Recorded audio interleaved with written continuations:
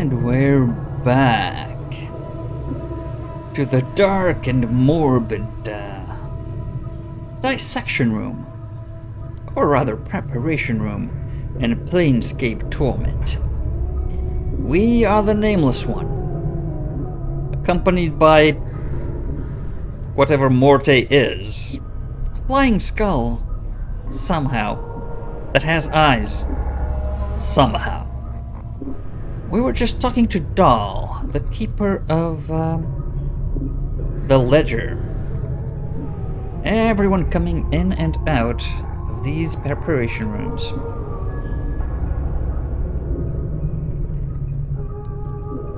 Let's go to our journal and see exactly what we're supposed to do.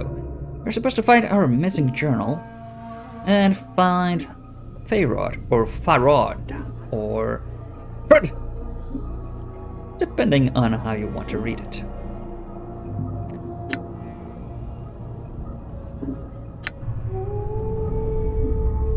All right.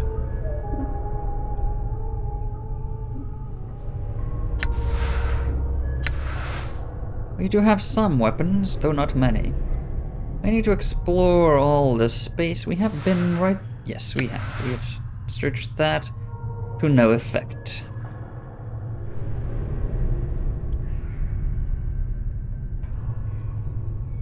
Seems like this is a circular space, yes.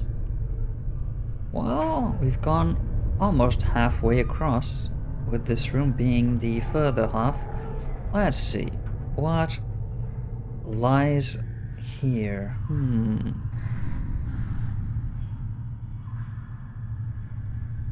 Right, so entry points, it seems, for corpse tables. And there's a zombie worker. This huge corpse is standing silently in a corner of the room, facing the wall. He looks to have been a heavy-set man in his early years, and judging by the condition of the body, he died only recently. The freshly stitched number on his forehead reads 1664. This corpse looks like it is serving as a librarian, for it is carrying a huge stack of books in its arms. Let's examine the books. The books appear to be old mortuary ledgers. So old records. None of them have any particular interest. As you search through the texts, however, you notice a loose page folded between two of the books. You are suddenly struck with the feeling that someone tucked it there to hide it. Take it. The page doesn't look like it belongs with the ledgers. Looks like it belongs in a log book. The tear is clean, as if with a knife, so you suspect the page was removed on purpose.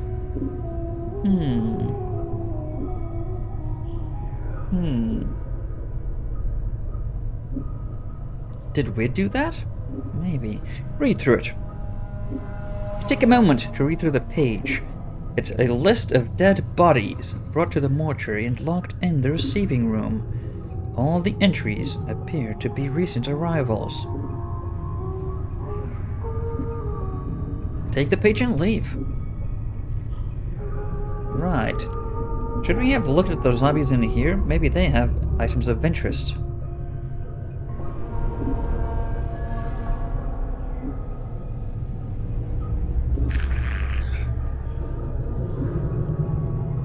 The smell of formaldehyde emanating from this corpse is particularly strong.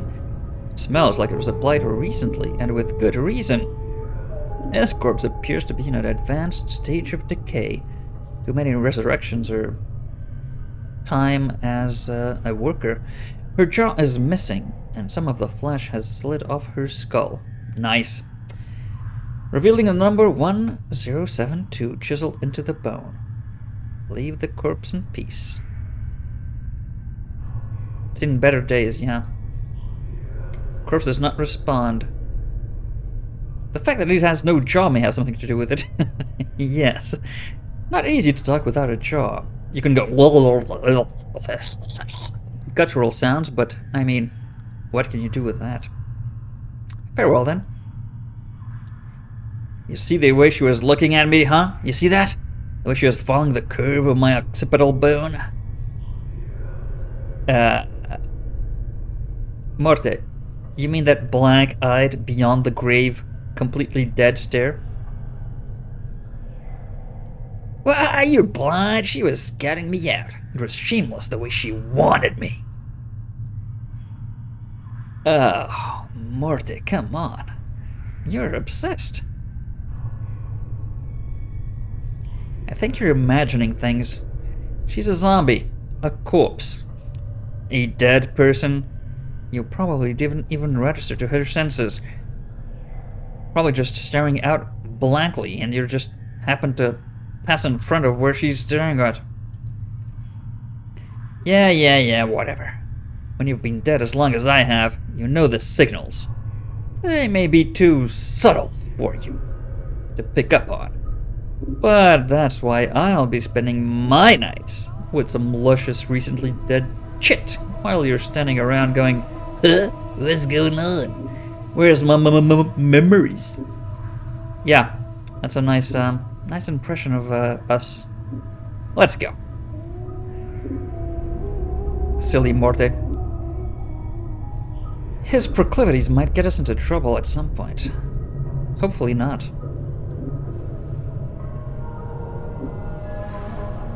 This corpus is shuffling from slab to slab. Bandaging the corpses lying there. The number 396 is carved into his left temple, and his lips are stitched closed. You notice the corpse is carrying a roll of bandages in its hand. They look usable. Well, mind if I borrow them? Okay. Leave them in peace. Let's not try to take them.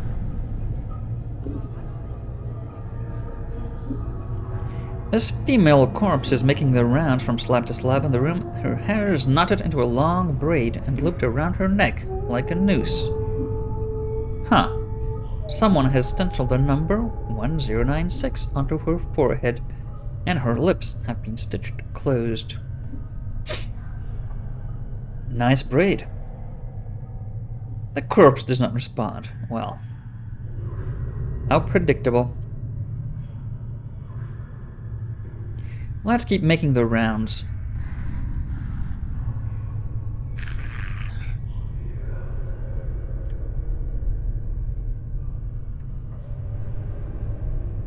Oh, something different on this side. The stench coming from the corpse is truly nauseating. Someone split open this man's chest and has yet to remove the internal organs. Yeah. Yeah, they stretched the skin out. Ew, yeah. Okay, well, let's look at the preparation tables. Nothing we can take here. Well, there's some bandages.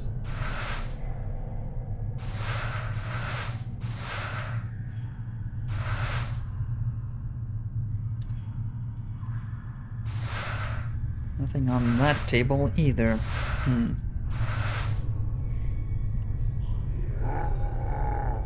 Bandages covering this body are soaked with blood. Even though this corpse looks several days dead, blood still trickles from its wounds. Huh. Why would that be?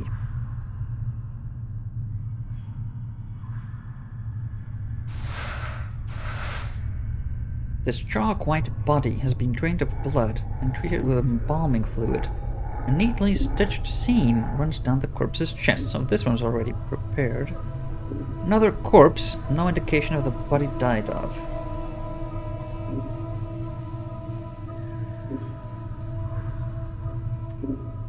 This disemboweled corpse proves how far you can physically stretch flesh without tearing it. Ew.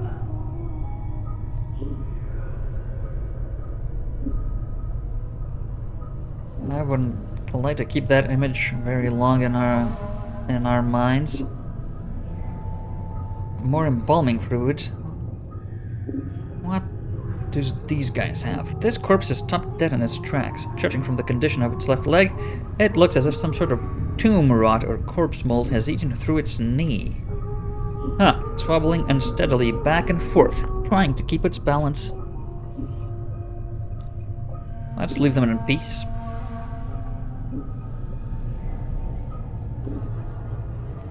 This heavily stitched corpse is shuffling lazily back and forth between two slabs. Number 506, an early model, has been stitched on its forehead. Not marked, I see. On the side of its neck and its right arm, in fact, the skin of his peeling corpse has been sewn up with so many stitches its skin looks like a bizarre street map. Yeah, more stitches than skin. Does it make out anything like a map? Examine the stitches. The stitches encircle the corpse, running from its arms, across its chest, up its neck, and into the damp mass of white hair.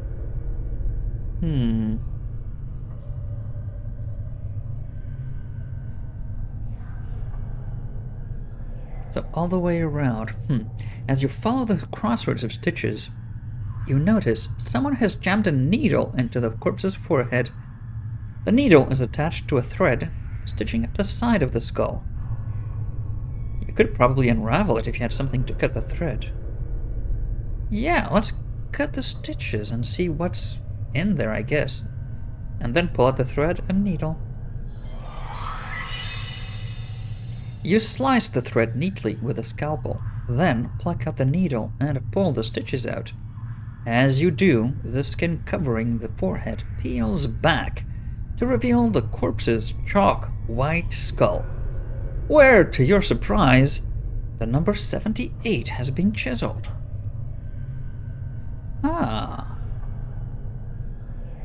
So it has 506 on the forehead, but 78 on the skull.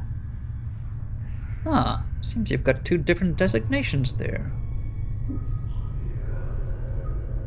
So they get a new number when they come in? Maybe.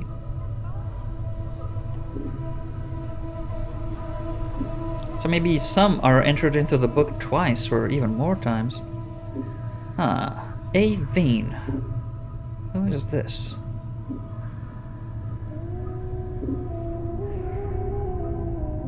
You see a slight young woman with pale features.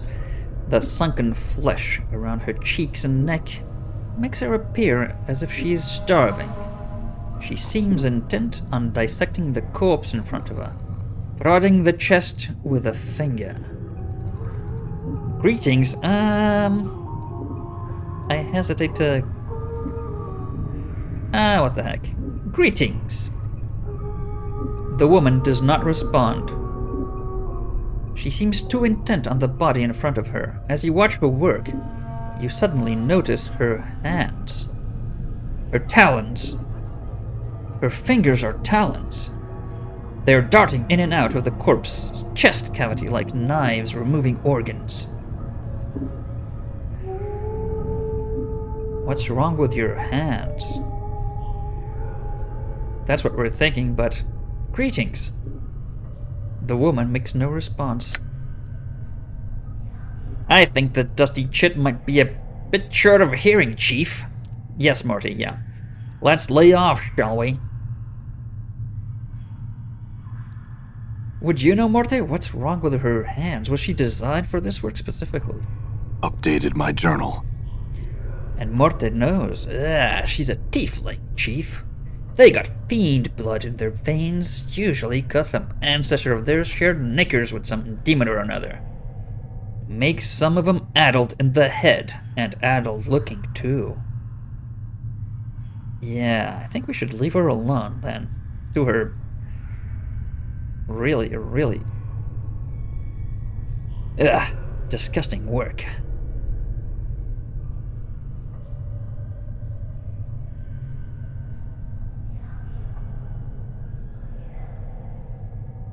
Let's keep making the round. There's another worker. The shambling corpse gazes at you with vacant eyes. Number 821 has been carved into his forehead and his lips have been stitched closed. Right. Anything interesting going on? As you address the zombie, it blinks in surprise. What? What? Interesting. It's talking back to us. Why are you disguised as a corpse? You're clearly not one, apparently. Updated my journal. The zombie is trying to respond behind stitched lips. He has a peculiar, half-frightened, half-angry expression. Who are you? What you want? Right. Who are you? Well, I'm looking for a way out of here. Let's start answering his question first. Can you help me? The zombie doesn't seem to have heard you. He looks you up and down for a few moments, then frown. What you do here? His eyes narrow suspiciously. You spy on Dashties? No, not really. But, why not? Let's think about this for a moment. He seems to be odd, an odd worker, at least compared to the other workers we've seen. And he seems interested in,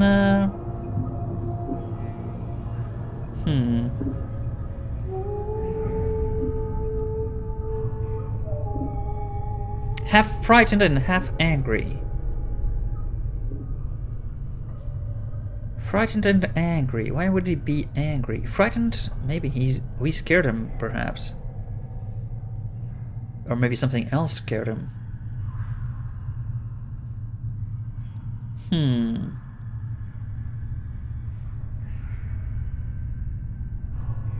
Look, I'm asking the questions.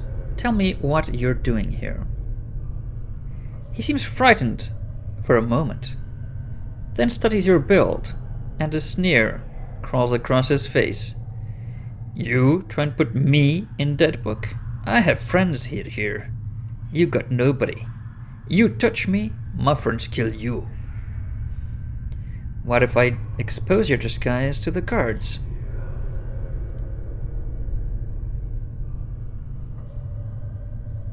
The zombie's eyes narrow, and he hisses at you.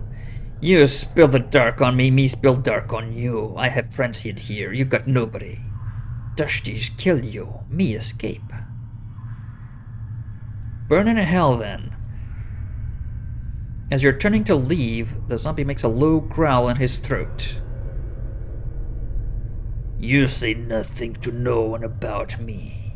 You be quiet. Say nothing to Dashties. Shh. He says as he puts his finger across his lips. He then draws the finger across his throat. Or I get you in your sleep. You hear me?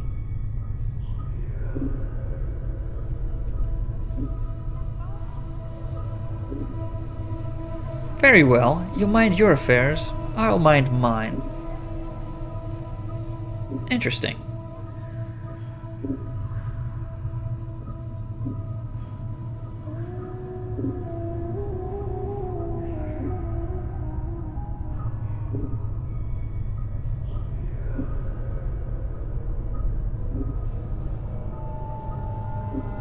Dried blood. Oh, another table here. Nothing interesting in it. Someone has inserted a tube into this corpse's leg. The tube is attached to a strange clicking machine next to the slab. Blood? Embalming fluid. Okay, well, let's take that.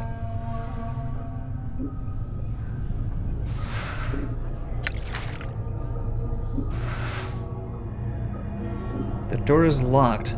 So we can only go up. Okay, well.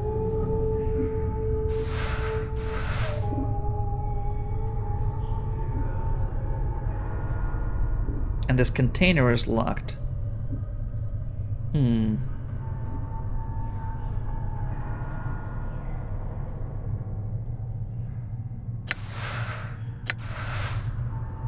Forced it.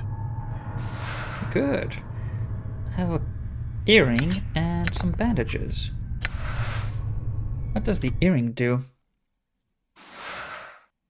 Copper earring looks ancient. Oddly enough, there doesn't seem to be a hook or any means of actually attaching it to your ear. A series of strange grooves have been carved on the inside of the earring, which might merit a closer examination. If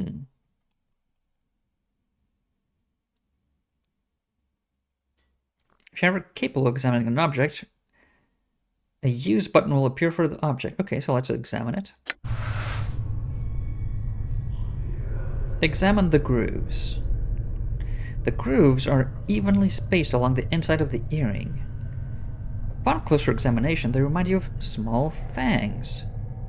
They're definitely man-made, but you can't figure out what they were intended for. Well, not yet at least. Put it away then.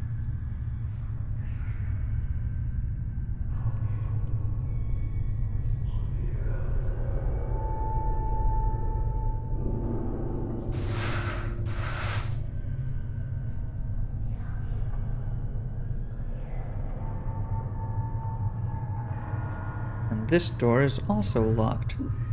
So we can't get into this specific room.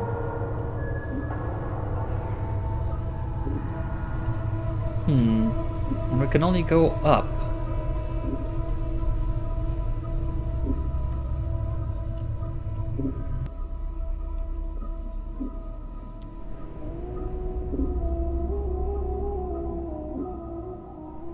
Though there are also stairs on this side, but locked. Yeah, so, well, guess we don't have much of a choice. We have to go up these stairs here. Not sure up is where we want to go, but up we must.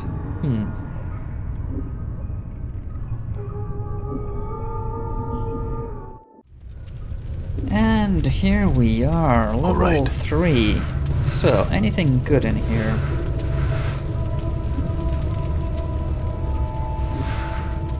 Charcoal charm. What is charcoal charm? Piece of charcoal is a charred bone fragment of some creature, perhaps a finger bone or a talon. A talon? Maybe that Avellone has... is the source of this. This is fire resistance, so we might want to talk to Avellone and get her talons? Or its talons? That's an idea. So, what's over here? Something really hot. The air roaring from the mouth of this immense furnace is incredibly hot. Walking even a few steps past the archway would certainly cause your hair and flesh to burst into flame. Let's not do that, then. Skeleton. Skeleton, according to the number, is odd only in that some of its teeth appear to be false ones. Not valuable, though. Examine it. Someone has taken the care to bind the bones of the skeleton with leather straps, woven around the body in such a pattern that they resemble muscles and tendons. So, yeah. Right. So, tissue replacement to bind it together. The straps are secured to metal bolts punched into the skeleton's joints. Looks like it has seen a great deal of service. Let's leave it in peace. And Morte says that... well, he wonders if the Greybeard would mind if he borrowed his body. Greybeard? Yes, a geezer old feller, yo dog. Right. Well, I don't think he's in any position to object. Why not take it? He studies it for a moment, and then shakes his head. I need a fresher one than this. And something with a little more dignity. This one's all creaky and fractured. Yeah, guess you're right. It did say it was well worn. Let's go. A dustman. Let's see if we can have a civil conversation with the fella. The dustman regards you with a stony gaze. Are you lost? No, I'm not lost. I had some questions. If you are not lost, what is your business here? I'm here to see someone. Who are you here to see? I am here to see Dahl. Dahl is most likely in the receiving room on the second floor. He is quite busy and not in the best of health. Unless you have pressing business, I would not disturb him. Very well, thank for the information. The dustman nods and returns to his duties. Let's be on our way.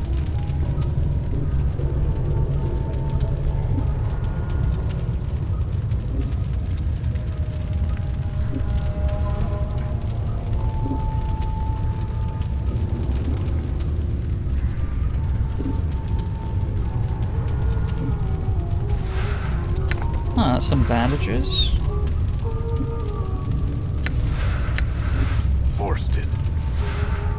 Copper commons, a bone charm, and a corpse fly charm. Some collab charm.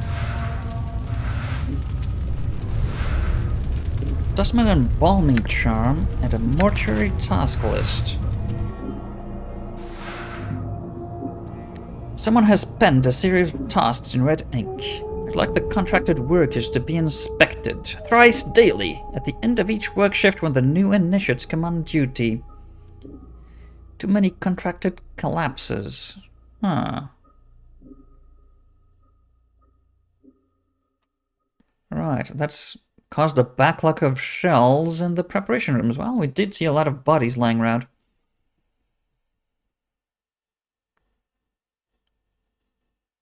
Aha. The charms are only to be used when they cannot be repaired with stitching, bandaging, or applications of embalming fluid. Well, we do have lots of those, and those do heal. I see. Those all heal us. Well, that could be used. Corpse fly charm. Looks like it was frozen. It appears to be dead, but he can't be sure. The magic contained within the charm is activated when the insect is consumed. We have to eat it. When swallowed, the recipient suddenly becomes extremely nauseous. A few seconds later, the charmed individual expels a stream of insects from their nose and mouth. Provided the charmed individual can keep their wits about them after the casting, the caster can send his cloud to attack a target. Well, strange metal bracelet has directions inscribed on the side of it. Judging from the crude text, it appears that the bracelet works by being held by a living creature. Then, while pronouncing a mantra to the true death, it is touched to the forehead of a zombie or skeleton. When this is done, the minor enchantment held within the item spreads through the corpse, strengthening their bones, killing traces of corpse rot and or grave mold, and helping to seal minor tears in the skin. Right. 3 charges. This will heal us.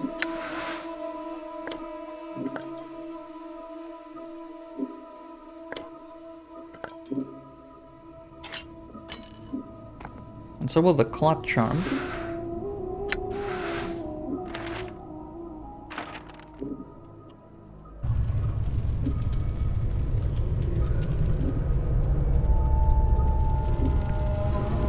There's a table over there where we'd like to see. There's some junk over here.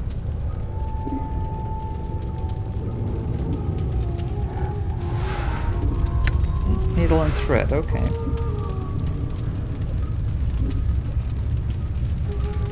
This corpse's slightly misshapen head appears to be held together by a number of narrow metal bands bolted directly into the skull. Rusting iron plate over its left eye has the number 475 etched into it. Its mouth is bolted shut. Seen anything interesting? No.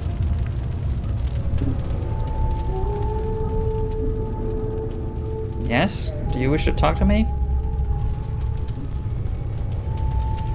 Are you lost? No, I'm not lost. I had some questions.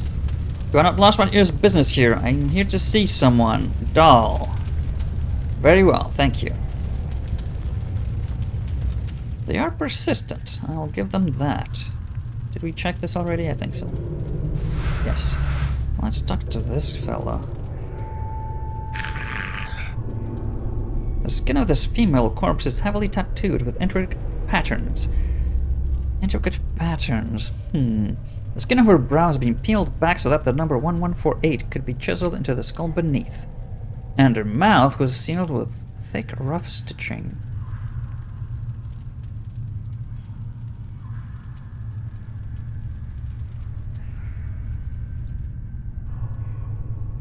Morty says, "Psst, psst. See the way she was looking at me, huh? You see that? The way she was following the curve of my occipital bone."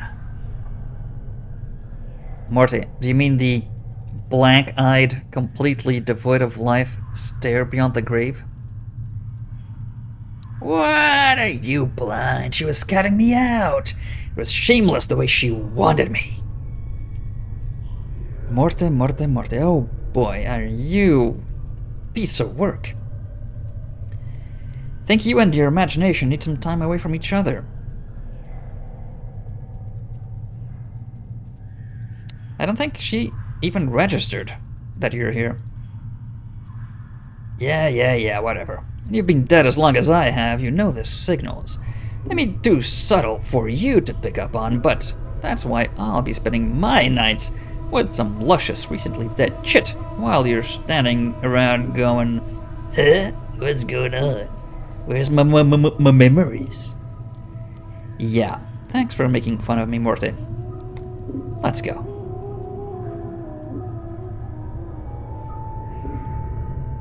Do you also want to talk to us? The dustman regards us. No, I'm lost. I'm here to see someone. And I'm here to see Doll. Thank you. What's this red one? The number 1146 is carved into the forehead of this walking corpse. Its lips are sewn together with coarse black thread. The entire body is covered in horrible scars, worse even than your own, as if its owner had been burned to death. Yeah, that's why it looks burnt alive. Its nose, ears, and several digits are missing, presumably charred away in some long ago conflagration.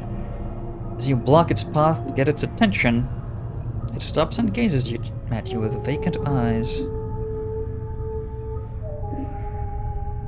What about that one?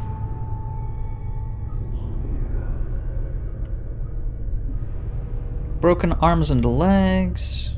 863. Back of the skull has a cavity. Oh, someone has taken advantage of this and tucked a rolled up piece of parchment. Take the parchment out. You slip the parchment out of the worker's skull. Oddly enough, it looks as if the skull cavity is intended to store messages. Tiny string is attached to the parchment from a hook bolted inside the skull, as if to keep the parchment from accidentally falling out. I'll unhook it and hook it in. Yeah, take the parchment. You unhook the string and glance over the parchment. It looks like a reminder from one of the mortuary custodians. Judging from the note, this skeleton seems to be a walking messenger of sorts. Yeah, well, that's one way of not forgetting, something in your head. As you take a second glance at the skeleton, you realize it has stopped in front of the slab because it can't figure out how to move past it. Yeah, well, examine it again. Let's see.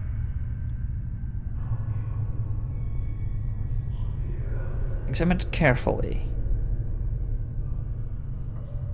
Well, nothing else to take from it. What does the parchment say? This is the third and last request for the Pry Bar. Been trying to repair the skeletons and the bolts are wedged in so tight I can't get them out. Okay. Some of the locks on the storage cabinets on the third floor have become stuck again due to the heat, and I need the Pry Bar to snap them open. Well, somewhere around here there should be a Pry Bar then, I guess.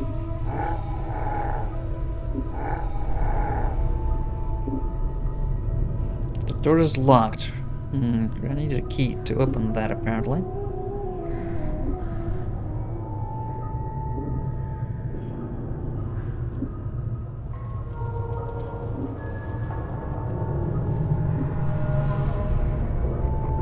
Numbers 613 are cut deeply into this plodding corpse's forehead. but an inch of shredded leathery skin separates the 1 and the 3. Looking closely, you can barely make out a 2 carved there.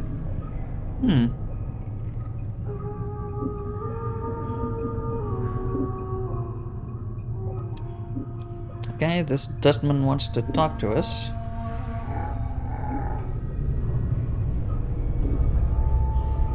I'm not lost. Here to see someone. Doll. Thank you very much.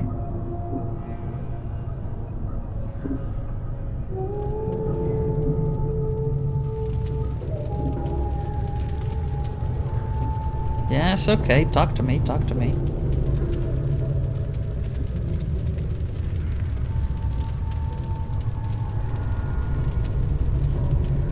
Not lost. See someone. Doll. Thank you. How about this guy? This reanimated corpse has had its lips sewn together. Nothing interesting in there, apparently. And this is the way back down. Okay. There's some junk in here. Another zombie worker. Despite this corpse's dry, leathery skin, it's clear this was once a beautiful woman of middle years. Whomever prepared the corpse seemed to take pity on her, sewing her bell lips shut with small, neat stitches and tattooing the number 832 upon her forehead in an elegant script. So doing anything later? Very well then. Okay, well, someone took good care of that one, apparently.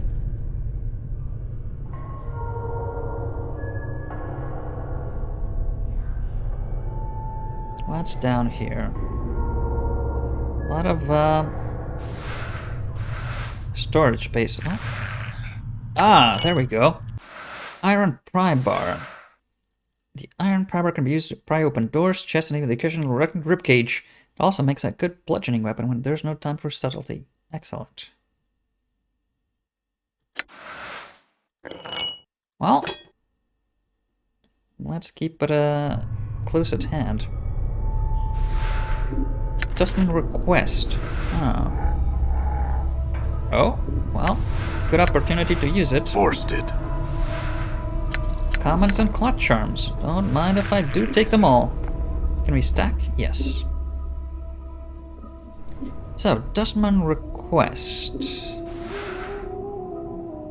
Contact the necromancer responsible for raising contractual worker 42. The worker still responds to commands, but when he's completed a task, it resumes pacing the same circle pattern as did before. It's the same walking pattern it had when it was a zombie decades ago. One of the initiates suggested maybe following an order issued by a higher-ranking dustman in the past, but I have found no records of such an order. Soul Echo. Okay. Interesting. So people might remember stuff from previous lives. Maybe we can too. A lot. Hopefully. Corpse's meaty head was clearly severed at some point and hastily sewn back on.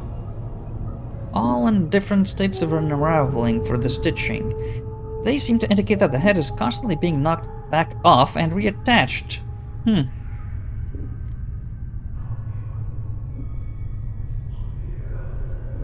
The number 79 has been cut into its temple, circumscribed by a fanged circle that appears to have been branded on its forehead. A fanged circle. It looks like it was branded on the corpse's forehead long ago. Presumably before it died, not after. It might be a religious icon of some sort, or a rite of passage. You notice that one of the recesses between the inner fangs has a small triangle within it, as if it has some special significance. That does seem... Yes, I wonder if the space between the fangs matched the grooves on the copper earring. Updated my journal.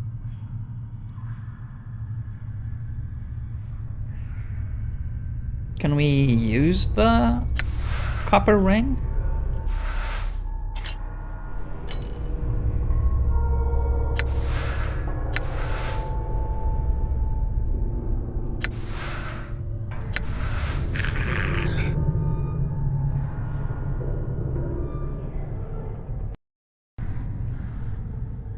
Apparently not like this.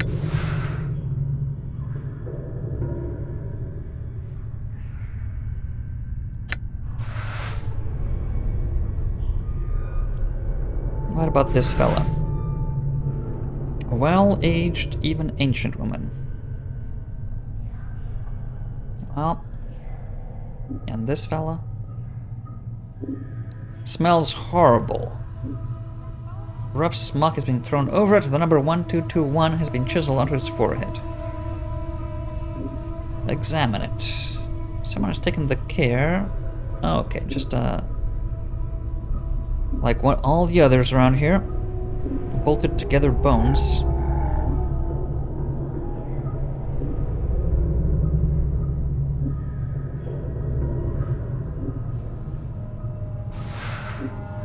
Ah, Mortuary Sanctum Key.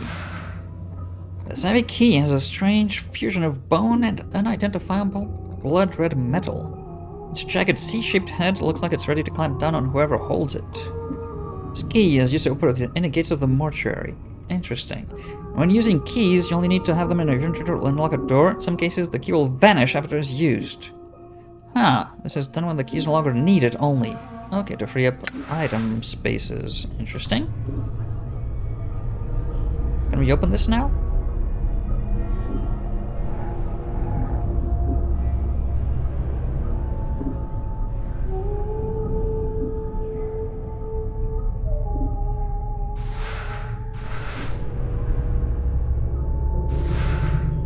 Well, got a hammer. Okay, seems like this is the key. We need to get out of here. So, let's go back downstairs.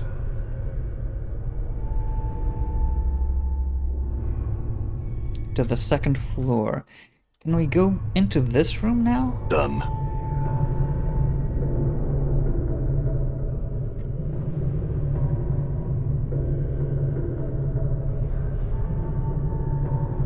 Yes, we can. This door opens everything. Oh, what's that? Bandages and cleaning rags. Cleaning rags. This damp mess of rags looks like it's been used to mop up blood and less savory bodily fluids. Well, something you'd appreciate, I'm sure, Morty. Hammer, 1 to 6 crushing. Is it better than a Pry Bar? Actually, similar. Slower, in fact.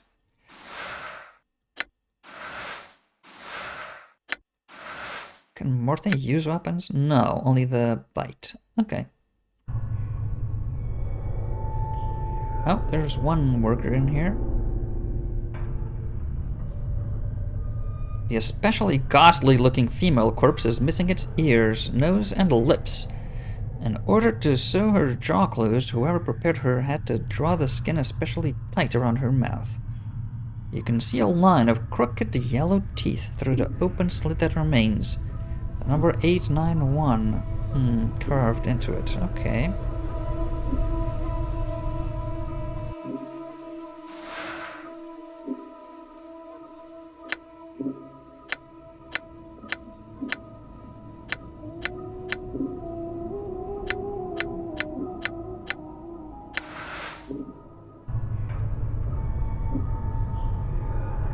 Yes, let's go talk, let's go talk to Avellone. We can open that now, right? Yes. Okay, so we can go down that way, but... here's the fake zombie worker. Let's go talk to this feller. See if you can get some more talons. Let's greet her. She does not respond. She seems too intent on the body. Yes. Said greetings. No response. Let's tap her. The woman jumps and whips around to face you. Her eyes are a rotting yellow with small orange dots for pupils. As she sees you, her expression changes from surprise to irritation, and she frowns at you. Greetings. She doesn't seem to have heard you. She leans forward, squinting, as if she can't quite make you out. Whatever is wrong with her eyes must make her terribly nearsighted. You! She clacks her taloned fingers together, then makes a strange motion with her hands. Find threads and embalming juice. Bring here to Eileen. Go, go, go.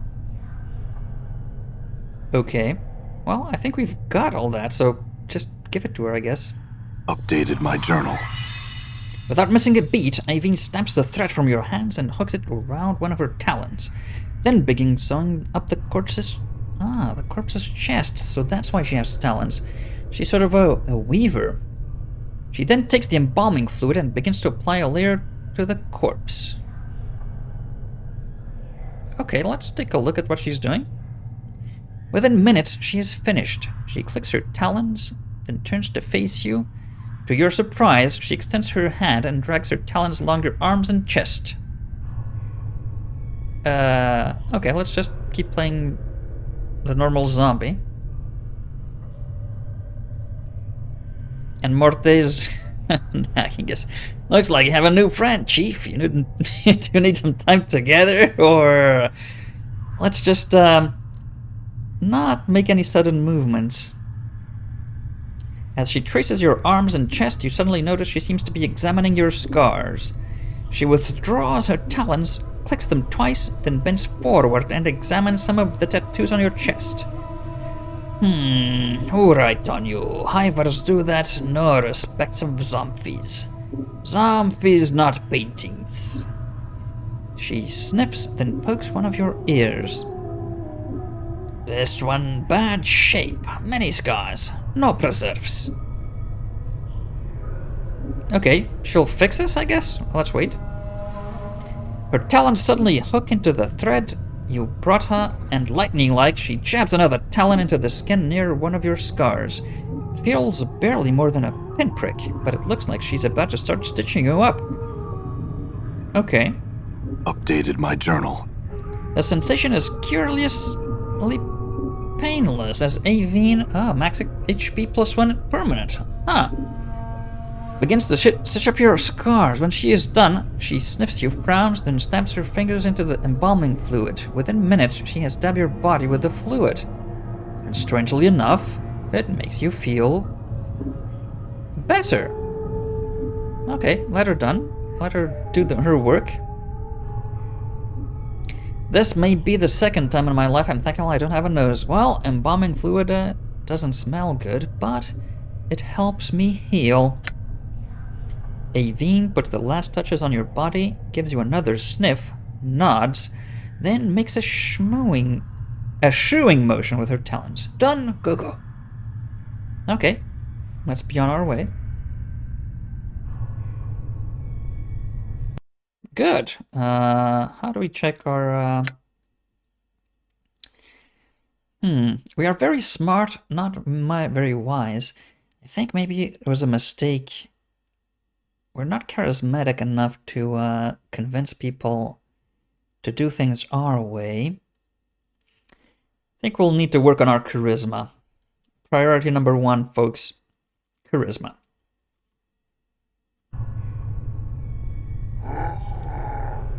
Okay. With the upper floors explored, I think we're ready to go downstairs.